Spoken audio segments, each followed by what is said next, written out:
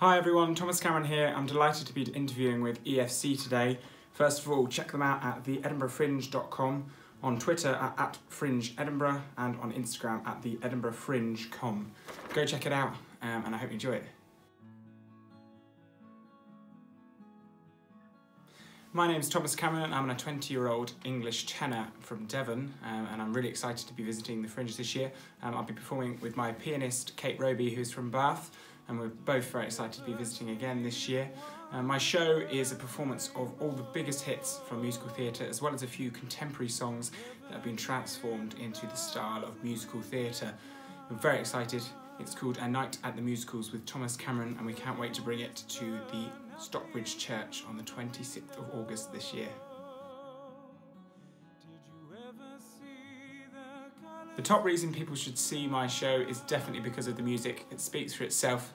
We're going to be stripping down some of the biggest orchestrated hits from the musicals to just myself on vocal and my pianist on the grand piano at Stockbridge Church. Some absolutely gorgeous songs from Bring Him Home, which is my first single, which I was lucky enough to be nominated for a Classical Brit Award for. It featured on BBC One, and we were very lucky to be hitting 100,000 views on the music video for that. We're going to be singing songs from that. We're going to be singing Moon River and other massive hits from Coldplay, Paloma Faith, Phantom of the Opera, you name it, the musicals, we'll be singing them. So definitely, it's the main reason to see the show would be for the music. It's all about the music, a stripped down night, singing all of those massive songs.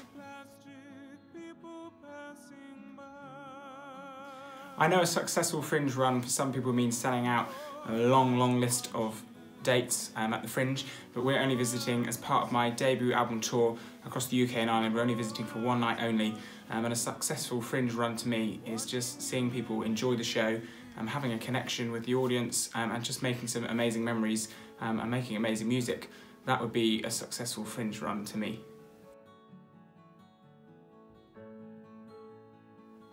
My 3 top tips for Fringe first timers would, number 1 is to enjoy yourself. I know that sounds simple, but there is such a massive pressure on selling tickets. There's such fierce competition with so many shows going on, and it's sometimes really difficult to remember why you're there. It's for the passion, for the enjoyment. So number 1 would definitely be to enjoy yourself and just love the experience. It's incredible. Number 2 would be trying to get involved in the atmosphere as much as possible. The atmosphere is something that I've never experienced before, and getting involved in the atmosphere can be from going to the Royal Mile and walking up and down and just hearing all the performances on the street, meeting people that are flyering, anything like that, and also visiting other shows. That's what I would class as getting involved and experiencing it. If you can see other shows, it's all a big community and supporting each other and seeing other people's shows. And the third one, which was the most amazing experience for me, is to try and get yourself a slot on the Fringe, on the Royal Mile, on the Fringe stage there, singing to can be up to thousands of people, and the atmosphere is incredible, and people gathering around from all over the world to hear you sing on the Royal Mile of Edinburgh. The backdrop of Edinburgh behind you is something quite unreal, so definitely try that and apply online, and you'll definitely hopefully get yourself a slot. So that is definitely my 3 top tips for Fringe first timers. The highlights of my career to date would definitely be the Classical Brit Awards. As I said earlier, I was really lucky to be nominated in the category last year for the Sound of Classical poll, which is for up-and-coming classical musicians. That was incredible. I was lucky enough to go VIP to the award ceremony at the Royal Albert Hall, and just being surrounded by the industry, people in the industry, was absolutely incredible, and very rewarding, and gave me a big drive to push even more so for my career, because it just felt so right, and it's so lovely to meet such amazing people that are doing so well in the industry, to give you such amazing feedback and encouragement. So that was definitely one.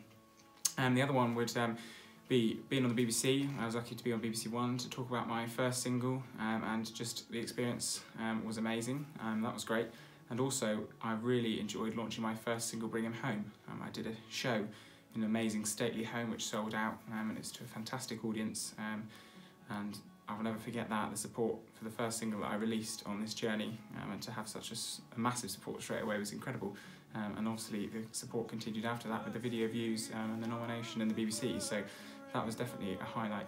And how was it to be on BBC? The BBC Radio was amazing. As I covered, it was definitely a career highlight, so as you can tell, it was fantastic, and I really enjoyed it, and it was once a lifetime experience, and I hope to be there again very soon to release my next single, which is coming out in the next couple of weeks, so I will be back on BBC very soon, so I can't wait.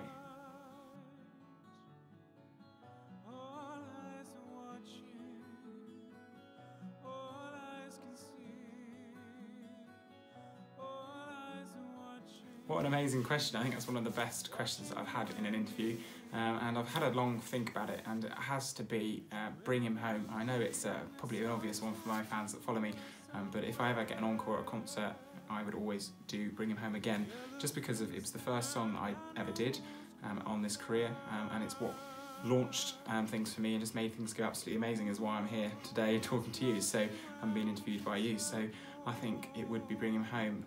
What an amazing experience that would be, so let's see in 3 or 4 years if I can make it there to sing Bring Him Home, but what a great question. So there are many ways that I'll promote my show for the Edinburgh Fringe. One of those, the biggest one, would be social media. I'm really lucky to have some amazing fans that are based in Edinburgh that have always supported me since I came there last year in August, and that would be a big way. You can find me on social media at Thomas Tenor Official on Facebook, on Thomas Cameron Singer on Instagram, and Thomas Tenor on Twitter, and obviously www.thomascamerontenor.com. But you will find me anywhere online, so that was a big way for promotion. I'm lucky to have such an amazing central hub of fans that will support me where I go, so that's a big one. But obviously we have posters and traditional media posters, and that will be put around the venue and put around the area and around Edinburgh, and leaflets and all sorts like that, and doing interviews like this, of course. This is a big promotion, and getting asked great questions by people such as yourself is a great promotion. So many ways, but obviously social media is a massive part of promotion nowadays, so that would definitely be one of the main promotions.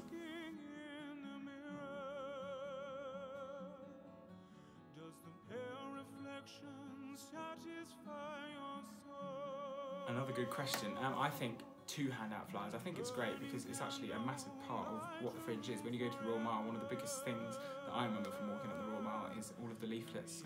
You go home with this massive clump of leaflets, and you get to look through them all and see all the amazing shows that people have brought to the Fringe, and so I think it's great. And as I said, performing on the Royal Mile is amazing, and you get to draw an amazing crowd, and then afterwards you can talk to some of those, and some of those want to talk to you, and of course you can give them a flyer. They go away, and then you see them at your show in the next few days or the same day, so definitely 2 flyer, I would say, because it's such a big part of the Fringe. You see flyers and posters everywhere around Edinburgh, and without that I don't think it would be quite the same. So definitely top tip for creating a buzz, and the biggest thing I think would be all of that Royal Mile action. You just, as soon as you walk onto the Royal Mile, something extraordinary happens, and it's amazing, and that buzz is incredible.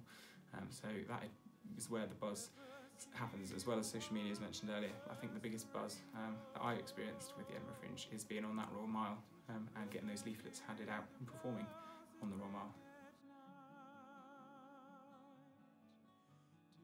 Well, that's a hard question, and there's so many places that I was lucky enough to hang out. I was at Edinburgh for about a week during my 2 shows there last year, and there's so many places. Edinburgh Castle is definitely one, because it's beautiful and all around there, and there's so much going on there, so that would be one. Royal Mile, I've mentioned Royal Mile so many times, but that would be a great place to hang out, especially if you want to get the buzz. But also so many nice quieter places, so where I'm performing, Stockbridge is a lovely area. It's much quieter if you want to get away from the big buzz. That was somewhere that I spent a lot of time hanging out there last time, so Stockbridge is a beautiful area, and I know there's quite a few people that follow me in Stockbridge, so that would be one of the areas if I wanted to have a bit of quiet, peace and quiet to relax after coming off stage, but also if I wanted to, get psyched up and buzzed up for my performance just about to go on stage, and the Royal Mile would definitely be somewhere to do that. So lots of different places in Edinburgh because it's such a beautiful city. Well, thank you so much for having me. It's been great to interview with the EFC today, and the whole idea of this was to promote the show that I'm bringing to the Fringe this year as part of my debut album tour. I'm very excited about, and I'll be playing on Monday, August the 26th at the beautiful Stockbridge Church, and we'll be playing in there with my pianist, and we cannot wait. So that's Monday the 26th of August in the gorgeous Stockbridge Church. at 6 p.m. Tickets available via my website, which will take you to the Fringe box office, and I'm sure you'll find it online. But I hope to see you there. Thank you so much for listening to my interview with the EFC today. Don't forget to check them out on social media, and also check myself out if you wanted to come and have a look at the show, have a listen to the show, or just have a look online. So I'll see you there.